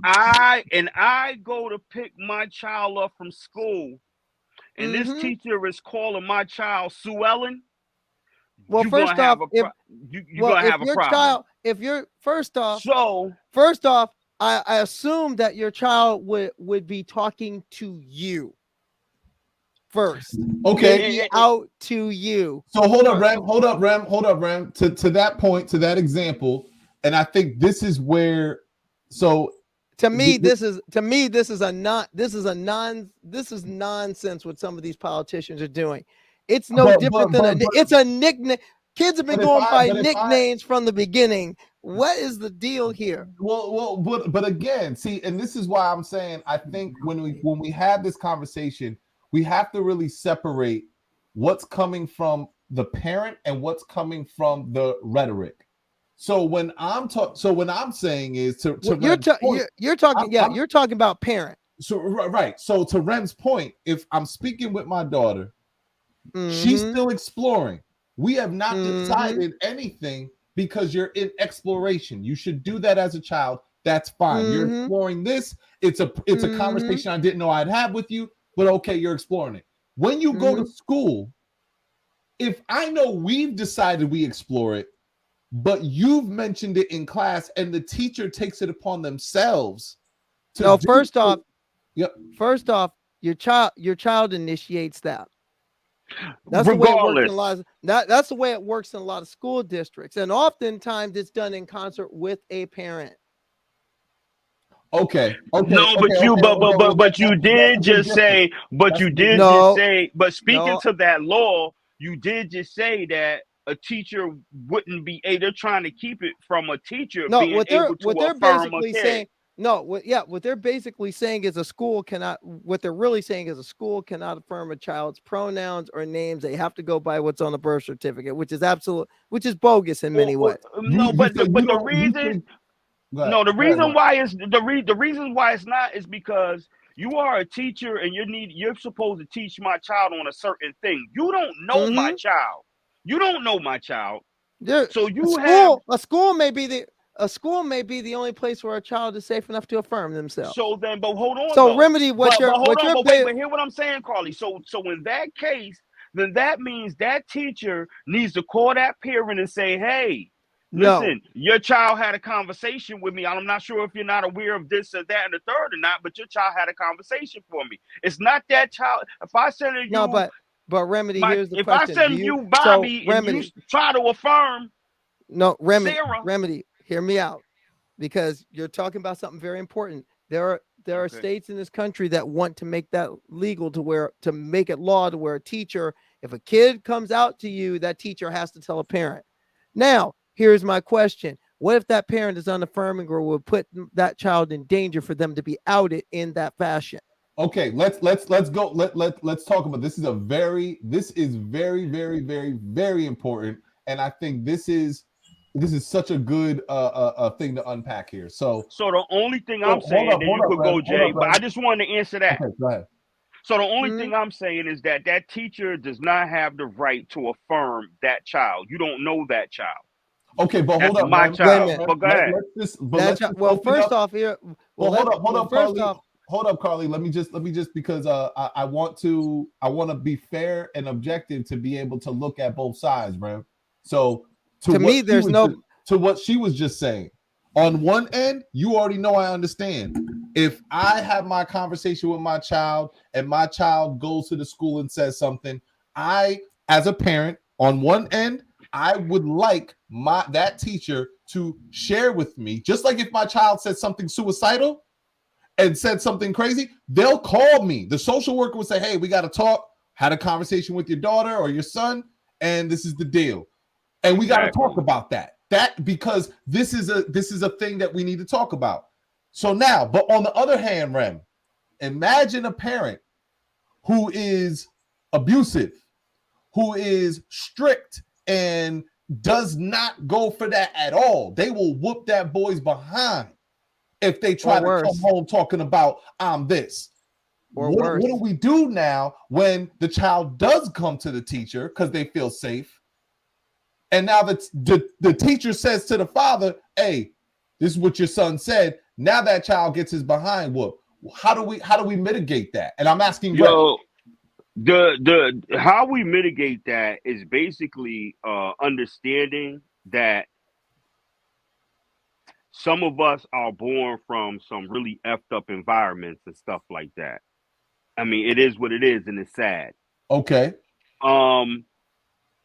But any information that a child may give to a teacher or to a social worker that is information that is talking about that child changing in whatever type of way, whether it was with the sexual, like you said, whether it was them feeling suicidal, whether it was all of these different things, it has to go back to the parent. Yeah, but what if the parent is not? What if it's not a safe environment for that child? But who knows that? But who knows that? So from a solutions-oriented standpoint, what I haven't really heard and what hasn't really been discussed so far that I've seen in this conversation is the safe spaces to talk really about mental health. Where is that being developed? Because a child at any age, you still need to begin these dialogue. And sometimes parents aren't equipped. Sometimes teachers aren't equipped. Sometimes social workers aren't equipped. Sometimes these medical doctors aren't equipped. What we're talking about is on a soul level. Who is having these conversations to create a safe space with a non-biased dialogue? Nobody has any agenda or one thing or another, but an opportunity to sort out all of these things or begin the conversations. And then as far as affirming, are we saying pronouns? The English language is limited, right? We talk about, we say she, he, whatever. In other indigenous cultures, they don't differentiate between what your assigned genitalia or what have you. There's a universal dialogue. So the language is limited. And then when we're talking about even aesthetics, but language always expands. It does. But even from an aesthetic standpoint, if we all have divine masculine and feminine within us, so are you saying that exploration means, okay, I want to wear my hair longer, or I want to put lipstick on, or I want to wear a dress?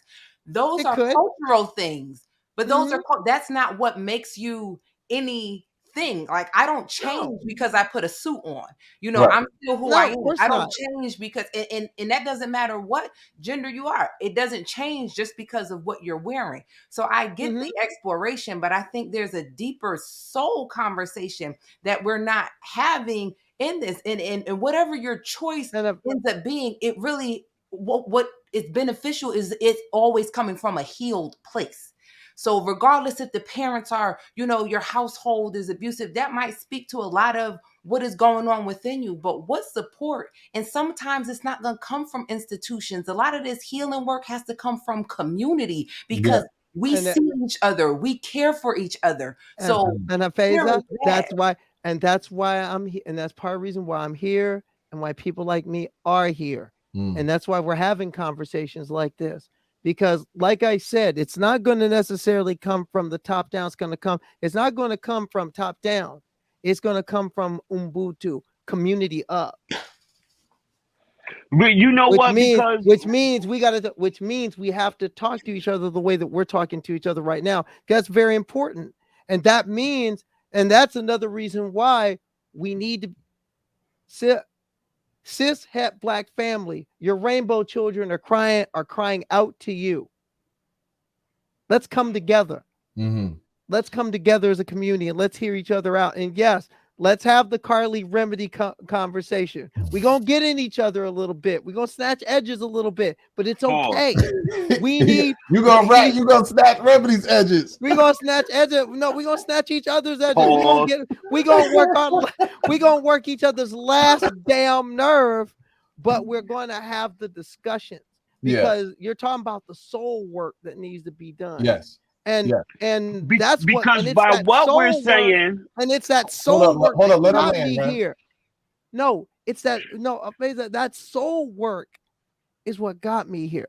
Yeah, my transition came from a lifetime of soul work and a lifetime of going through pain, and that's another thing. The mental health piece you talk about is very important. Very important, and you know what? We need to be. But part of that also comes from don't listen to the noise, listen to the people that live it, which means when you have trans people in your midst, don't be afraid to ask a question. Don't be afraid to have a conversation. And it's something else. A good friend of mine who's an activist in this state, who I can tell you, you want to bring somebody on the show that'll blow your mind. Bring Kamora Harrington on the show sometime, because she will blow your mind.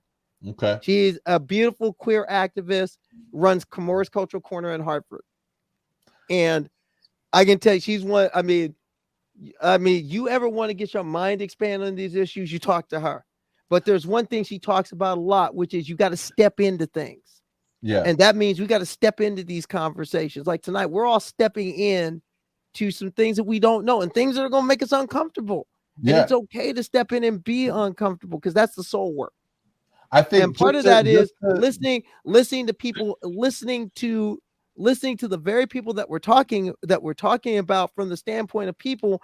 For me, this is not just an esoteric discussion. I live this. You live that. I live a lot of these things. I live this. I lived being that unsure kid growing up, and I lived in a time where you couldn't talk about this. Yeah. I lived in a time where you couldn't talk about this anywhere. You'd bury it, because when you grow, because if you ever saw the TV show Pose, yes, I didn't even have that existence, because I didn't even know all that. And I saw some of that when I went off to college. I went to Northwestern in Chicago, and I got to see some of that coming up. But the thing is, though, when you grow up in the middle of Reaganite farm country, you don't see none of this. Mm. You are seeing that you're here or you're here, and never the twain shall cross. You don't want people thinking you're thinking you're that way. You can't, you have to hide it, bury it, squash it, kill it, whatever it is. You have to suppress that. I didn't get that. Now you have a young generation that doesn't need to do that to that level anymore. Which is sad and unfortunate. It's sad and unfortunate that you didn't, get to be your freest self. You know, that really is. I say like this. I'm doing it, but here's the thing. I'm that now.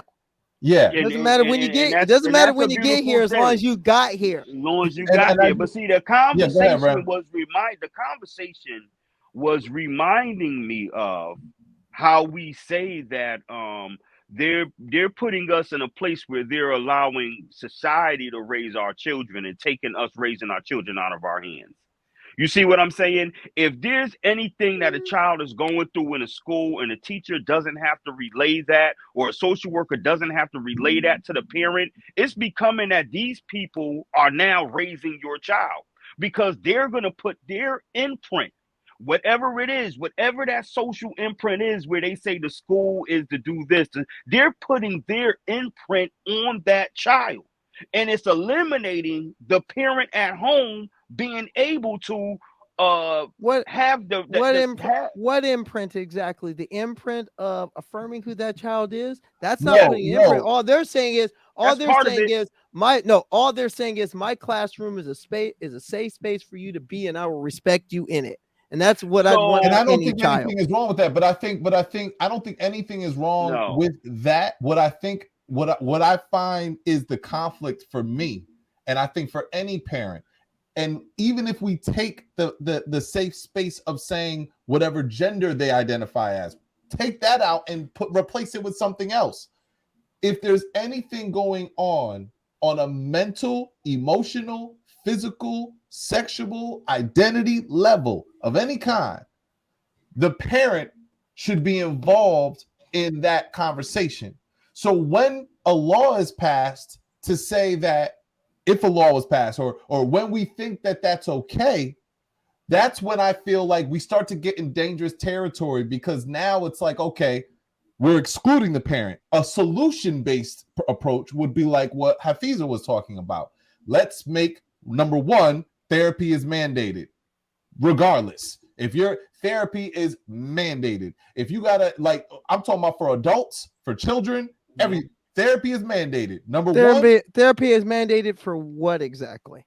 Therapy is mandated so we know the mental health status of you as an individual. See, therapy is mandated for what? What are you mandating? What are you mandating therapy for?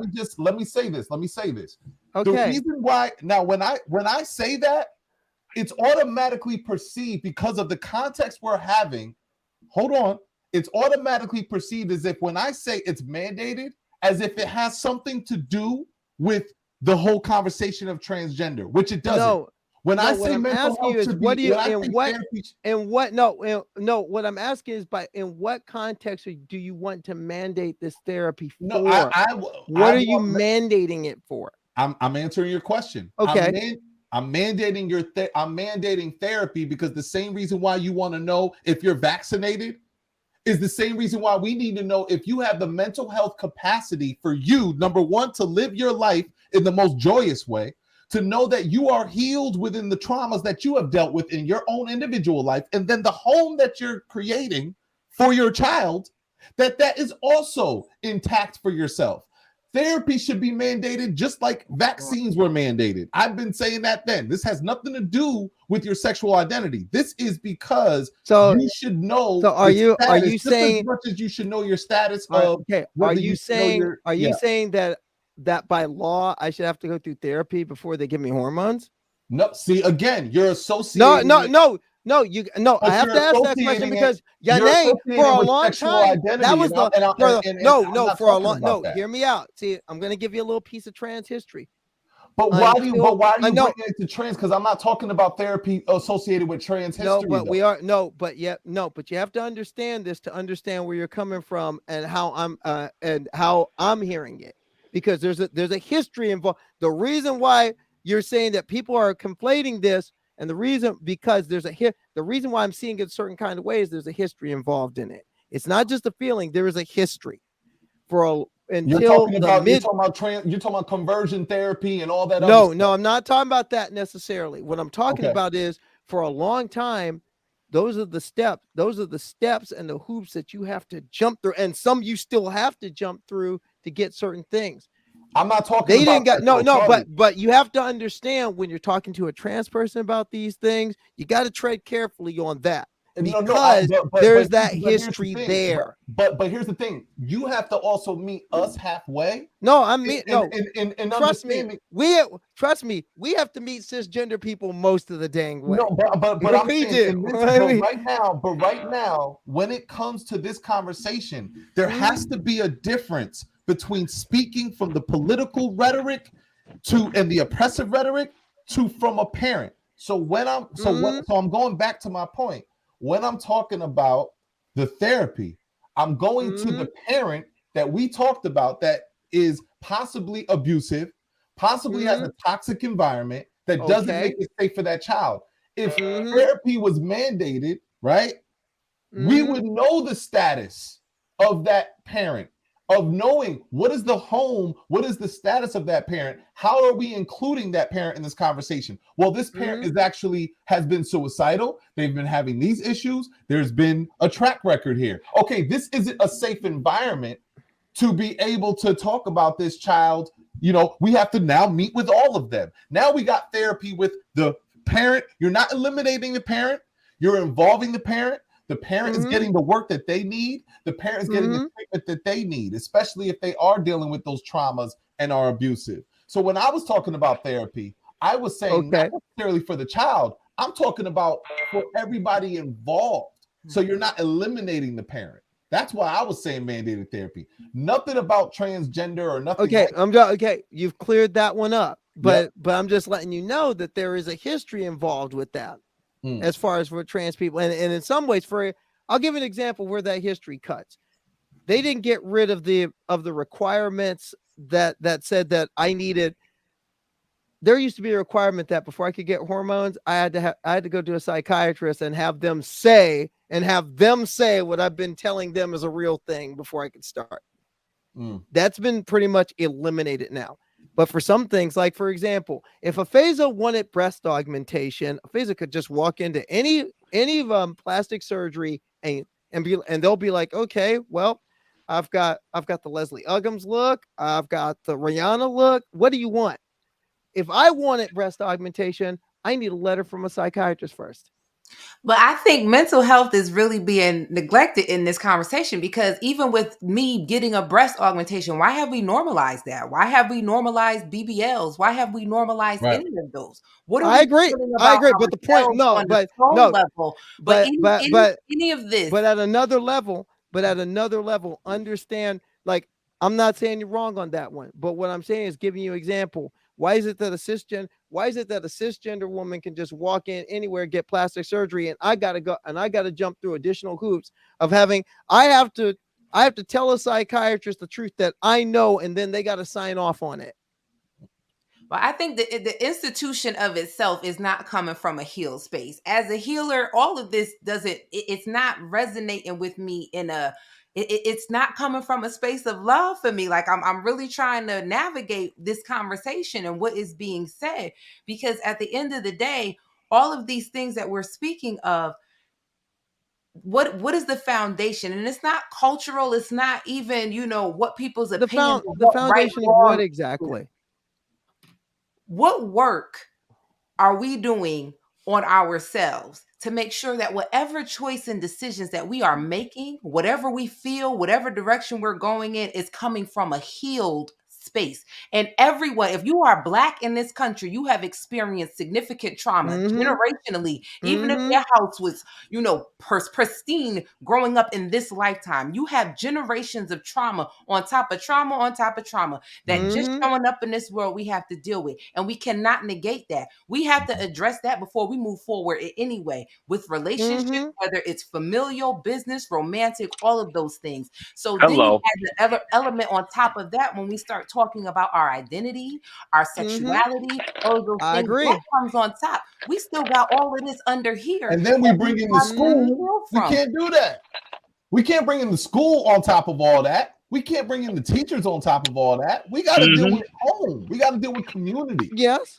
And who's to say that school can't be part of that process? See, Ubuntu means Ubuntu.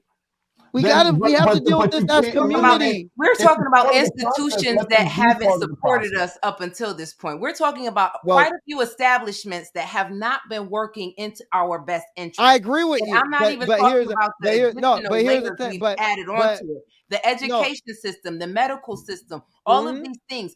We are looking to our oppressors to give us solutions to what it is that we're doing. When we talk about Ubuntu, it is us. As a collective, we have everything we need to heal. It begins with this conversation. Because we have more things in common than that take us away. But I have a question on that, because I agree with you. But here's my question. When do I get to be a part of that circle? There's a lot of people now. There's a lot of people in our community who will look at me and say, you can't be a part. You are not a part of our movement. Then that's not Ubuntu, and that's what we're talking about. If we're nothing that matters. But here's the thing. Those things from a foundational level, everything that we have discussed at the foundation, the core of it, all of those core things, it doesn't matter what identity or any of those things. We are who we are first. Those experiences, those traumas, those are these are the things that we need solutions to, so that we can build from there. So there is no one excluded in the conversation, because we're not even talking about sexuality or anything like that. Right. But here's the thing. But that's part of the problem. We're not talking about we need to. Oh, but okay. So when we're talking about addressing traumas, when we're talking about this systemic and the generational things that have happened to us, and where we're starting at, we're not divided by those things of how I choose to show up in the world, who I choose to love. But there are some foundation. That's the things that divide us. We are stronger together when we have those conversations. I agree with you. And when we use those things to be divisive, but what agree about with you on that? So agree with you on all of it. We're having this conversation now. I'm sure all four of us have different walks of life. I understand things that we believe, but we can still have a solutions-oriented conversation between the four of us. We expand out beyond there. Yes. But what I'm saying is what connects us all, which is not up for debate, is that we need to heal. What does that look like? What kind of support? How do we support each other in that? Can I give you an example? I want to give you an example, because the story I want to tell, I can give you an example that can deal with what we're both talking about. Because sister, I hear you. Oh, I hear you more. I hear you more than you realize, because I lived what you're talking about. Not too long. I lived what you're talking about this past summer. This past summer, my grandmother died. Her name's Norma Ruth Goodwin, 91 years old, a saint. I know that when she went up to her reward, the Lord looked at her and said, "You have done well, my good and faithful servant." I know this. I know this about this woman. I know this. And I hadn't been home. I grew up in Omaha, Nebraska. I haven't been home in 4 years. And 4 years ago, it was to send my grandfather home, her husband of 70 years home. Now, during that time, I had been out to I've been out to 3 people. My mom, a cousin of mine who has a PhD in psychiatry, and her sister. Those are the only people I was out to. And I came out to my mama, and at the time, my mama, hi kitty, wasn't feeling it. Oh, she looked like my cat. I think. Is it like no, let me give a cat view, because Kirby. Oh no, okay. Kirby always got to get on. Kirby always got to get my business. Oh, it's a little anyway, cat. Yeah, but no, but what I was saying, when I came out to my mom 5 years prior, I came out to my mom in 2017. At first, she was shocked, but she says, "Okay, I'm going to support it." Then 2 days later, she was like, "I can't believe this." If my mom, all the hysteria that you're hearing right now, my mom spoke it. So for a long time, I was like, and I felt that if mom is not liking it, the family, if mom can be down and supportive, the rest of the family will come in line, and vice versa. So for a long time, I was like, okay, I got to do what I got to do right now, and I just got to live. I mean, we live 1,500 miles apart. I got to do what I got to do. Now, that may have not been the best decision, and looking back on it, could have maybe done something different, but it was the decision I made at the time, based on the information I had. Now, at my grandfather's funeral, I decided, okay, I just started hormones. Things hadn't quite started, or I thought things hadn't started popping off. But a cousin of mine, but one of my cousins saw that, okay, something's popping off.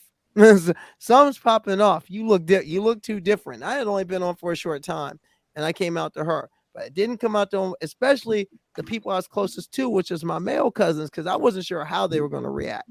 So, like, we talk on the phone, we'd send text messages, but I didn't send pictures home. And during this time, all this change is happening. Well, in 2022, June 2022, my grandmother died. So we're figuring out what we're going to do. So we decided to have this memorial service during our family reunion in August, because that's the time when most of the family's going to be there, and people are going to want to be there because of how much my grandmother was loved. We ended up having like 500 people at the funeral, because she was loved, and we figured the best time for people to come, especially because inflation's kicking off, money's tight. And when my family gets together, they get together like 6,000 people show up for the reunion. No kidding. We're one of the largest standing African American families in this country. So now during that time, I'm figuring out, do I come back? Because by that time, I was riding stealth at my grandfather's funeral. I can't do that. In 4 years and estrogen and progesterone later, I got hair and boobs. I can't do that. There's no way I could. I'd have to go through I'd have to get a mastectomy to dumb all this down at this point, and that's not happening. So I get a phone call from my mom a few weeks before. She's like, "I need to know if you're coming. I need to know what you're coming as." At that point, that's the first time I was. In the past, when my mom and I tried to talk about it, honestly, I tried to deflect it because I know what I got that first time. And I was like, I can't. I was at the point where early on, I can't deal with this. I was like, I can't deal with the stress and trying to fight through all this. And a lot of that was my own fear coming out. Now own that.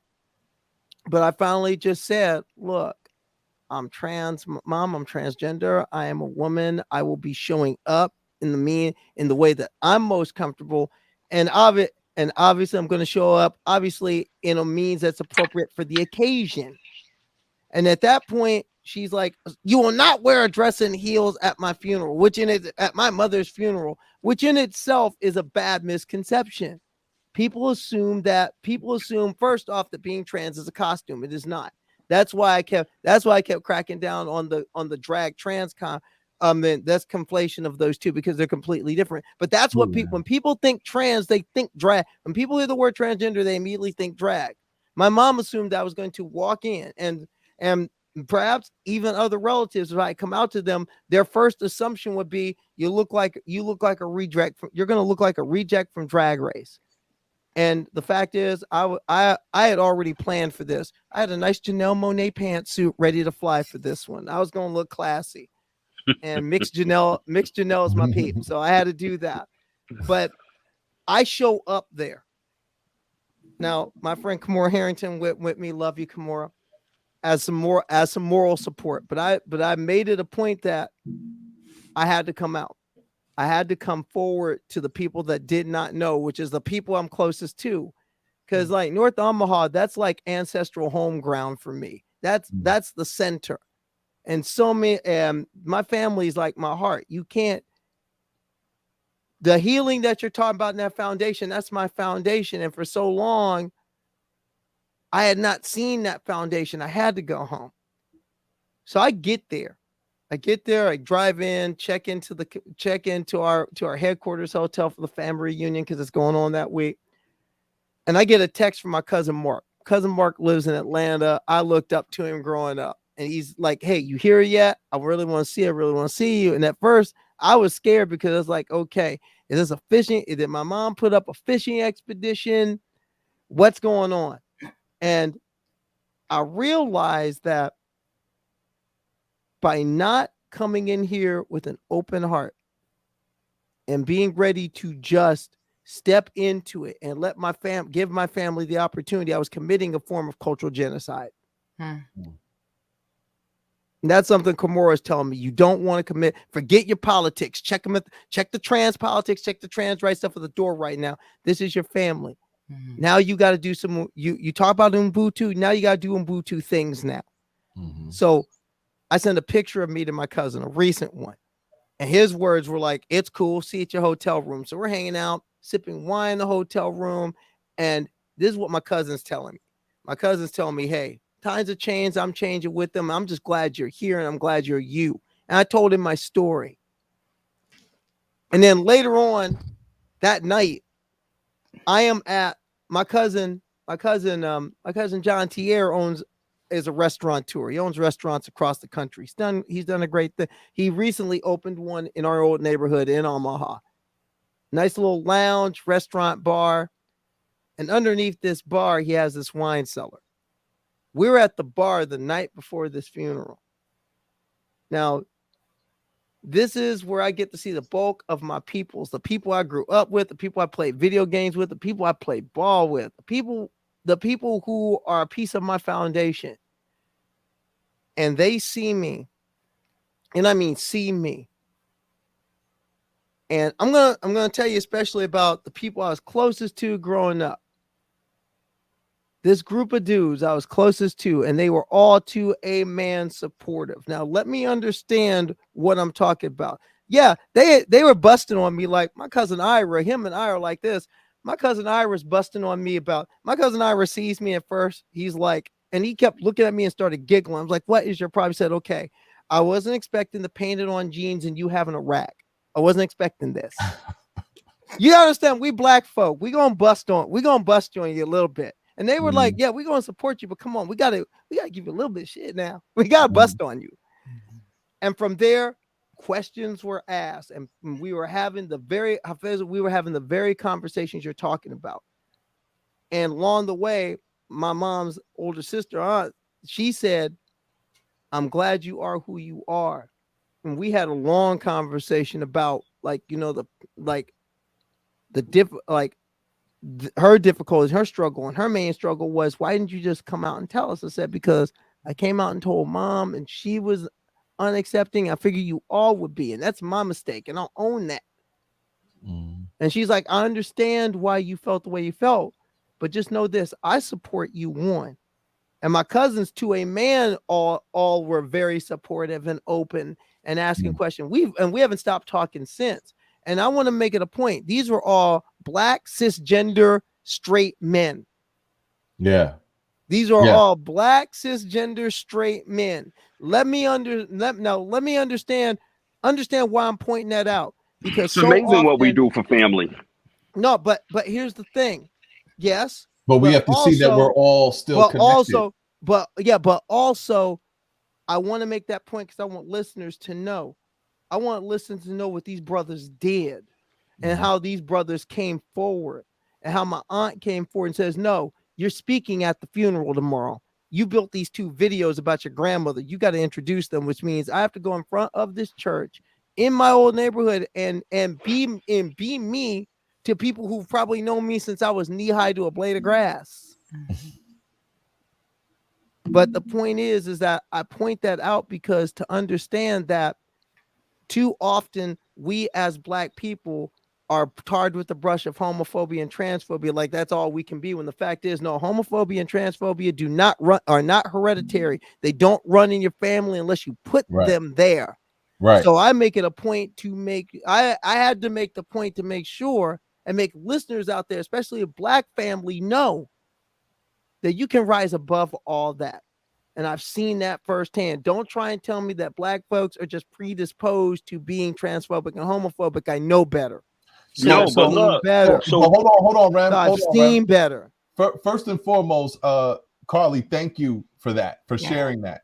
That was beautiful to hear. It was a beautiful example of what Hafiza was talking about.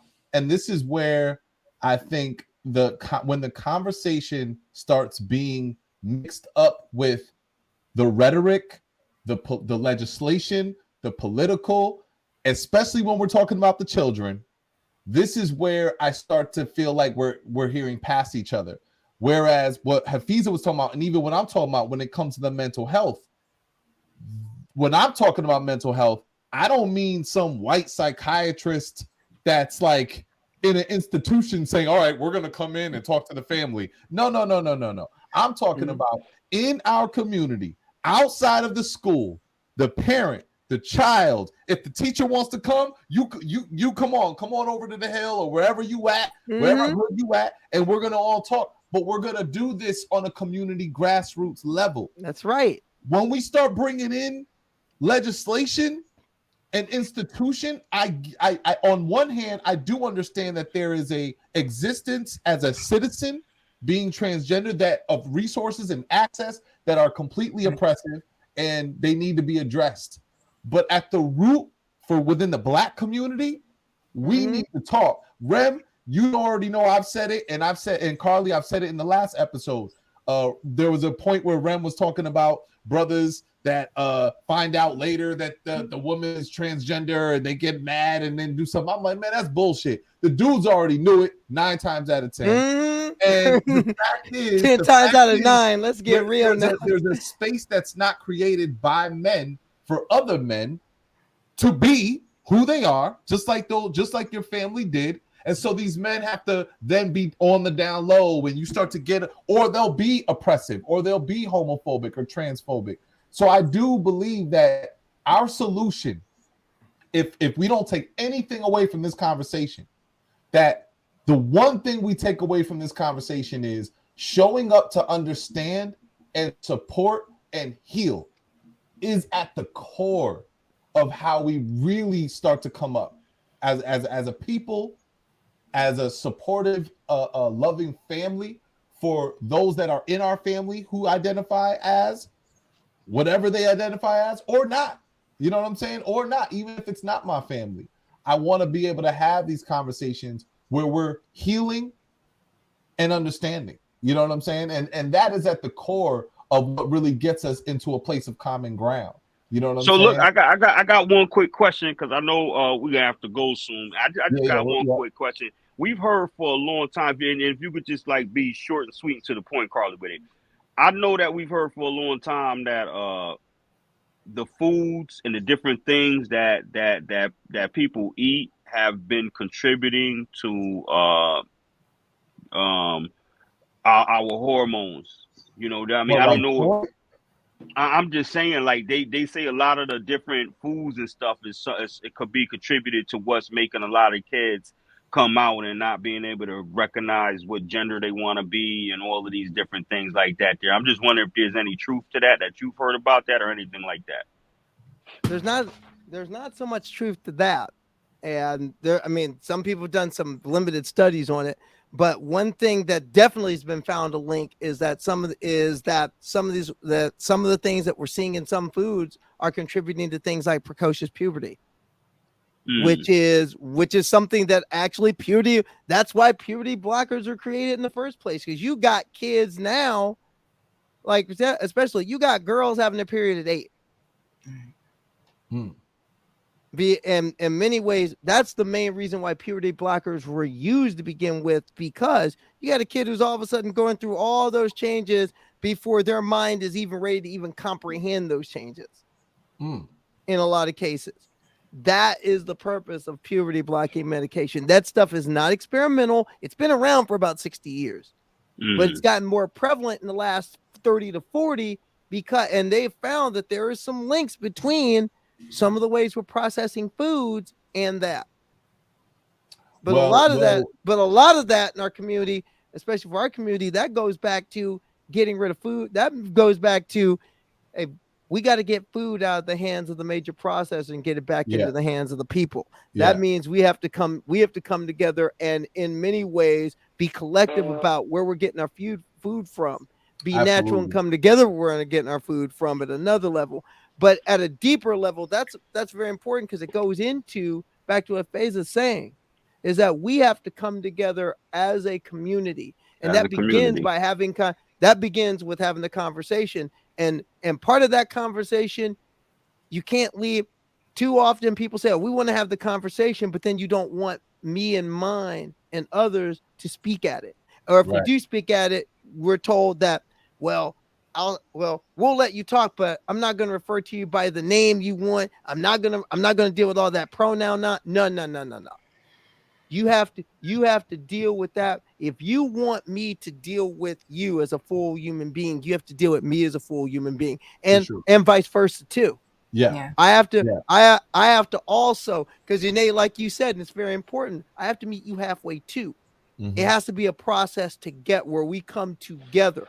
And that means if I want you to understand where I'm coming from, I got to be open to the questions you may have, no matter how off the wall they may be.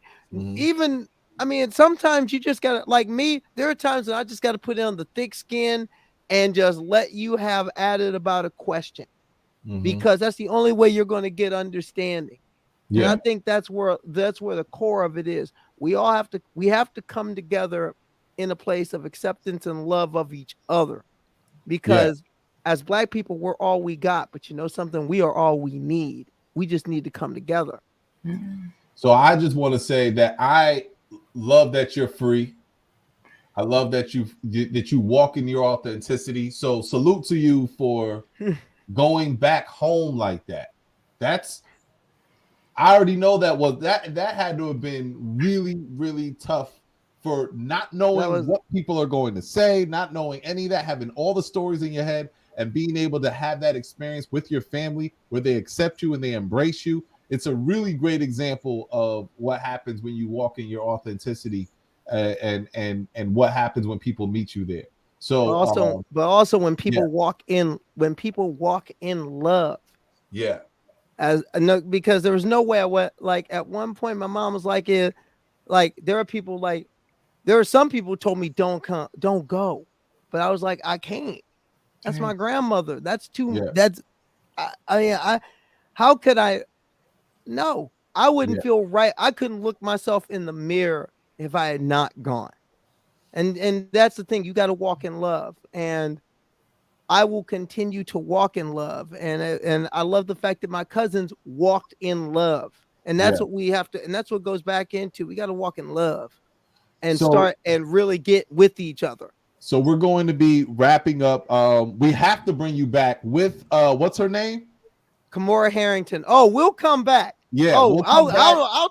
I'll talk to her immediately about because that. We got more to talk about. And nobody, whoever watches this, don't come for me. Carly said we at the cookout. We having conversation. Like, so we, you know what I mean? This was a loving conversation to understand, and we weren't limiting anybody. So but you see that's the thing. If you or let me put it this way. If y'all got some of y'all you want to talk to me about these issues, I'm on Twitter, I'm on Instagram. Yeah, I'm here talk about because that. I want You? Okay, well, I'm Chardonnay M on Twitter. I'm Rocketdyne 1965 on Instagram. My name's all over both. So Carly Webb is all over. Rocketdyne 1965 on Instagram. What? Rocketdyne was the company that built the Saturn V rocket. Oh, are you saying DON Rocketdyne? I just put it right in the chat. Spell it. Rocketdyne. Yeah. DYNE. I'm a nerd, y'all. So I'm a nerd. So I'm a nerd. I love space. I love aviation. I love sports. Hey, are you still doing the triathlon? You still doing that? I'm still doing that. In fact, I'm gonna let you know something. I'm playing football this year. Where? I'm playing for the Connecticut Reapers women's semi-pro team this year. Okay. And our first games are coming up in April. Hey, for me to be in pads against kind of cool. Oh, Rem's gonna watch that. Connecticut Reapers. Rem's gonna watch that. He love the pigskin. Our first game. See, here you go. Hey, you understand? You could take the girl out of Nebraska. You can't take Nebraska out of the girl. You see him sitting in his little red velvet room. He's sitting in his little red velvet room. He's gonna be the one watching. What does that mean? I don't. But I will send see how you do. I feel like you're gonna be running over some people for real. Shoot, more the other way around. You ought to see some of the people on this ball club. No, we got some people that will hurt you. We got plenty of people that will hurt you on this team. We got let me put it this way: the MVP of the league All-Star game last year is our quarterback. So but you see, that's another thing too, real quick. We got to touch on that because I know we touched on the sports thing last time. Yeah. The biggest problem that we're seeing with all this heat about trans in sports is really trans people in sports. First off, it's mostly directed at trans women. Let's stop using the term trans athletes when we're talking about trans women. And number two, let's quit looking at women's sport through a male gaze. Because what we're really talking about in a lot of ways is misogyny. When what people are really talking about is we're so hard at looking at downgrading women's athletics under a male gaze, and we need to stop doing that. No, I think we're gonna come back, but it's not our fault that most of the popular sports in America are male driven. It's not our fault. And that's not where I'm getting at so much. I'm not getting at so much about the popularity of it. What I'm talking about is, okay, the popularity can be there, fine, but too often I hear a bunch of men talking about how, if I played in the WNBA, I'd fill people up, or girls can't do this. Women ain't that good. And Serena Williams is good, but she's not as good as these men. Doesn't matter. Greatness is greatness. And to tell you the truth, a lot of you fellas who are a lot of you hack artists down at the Y, y'all couldn't last 5 minutes with the Connecticut Sun of the New York Liberty. Be real. Let's get real. A lot of you hack artists. I love it. A lot of you hack artists down at the YMCA on Chapel and Howe. Bringing up. Can't play for nothing. Can't play for nothing. No, with your broke handles and your broke jumper. You know you ain't. You got right. Game needs to recognize game. If you ain't got game, you can't recognize. That's what it is. But I'll come back anytime you want me to come back. Yeah, I appreciate you so much. Because this is part of but this is part of the soul work that needs to be done. No doubt. Because like I said again, black straight cis family. I'm just gonna ask that I'm gonna ask a remix of the Sojourner Truth question. Aren't I black? I'm No black, doubt. aren't I? I mean, I didn't stop being black. I mean, black, and there are people say you got to be black or no, I am black and trans, which means they're indivisible, because I understand the same people that are writing down on me for being trans are going to be the same people that are also going to take my voting rights away. Tell me that my history and my community are nothing more than propaganda, and tell me that it is okay for me to be killed on a routine traffic stop. Yeah. That stuff don't go away no matter how you identify, no matter how you walk through this earth. This skin still means that to some people you were born suspect. And we all have a part to play in the liberation from that. You already know. On that note, Carly Malo, I appreciate you. Gratitude for you. Gratitude, Hafiza. Gratitude, Rem. And gratitude for everybody who tapped in. We are coming back. This conversation ain't over. We're going to keep having them. And we're going to bring some understanding and enlightenment. I love you all. I love your soul. I love your journey. Peace. Moving target.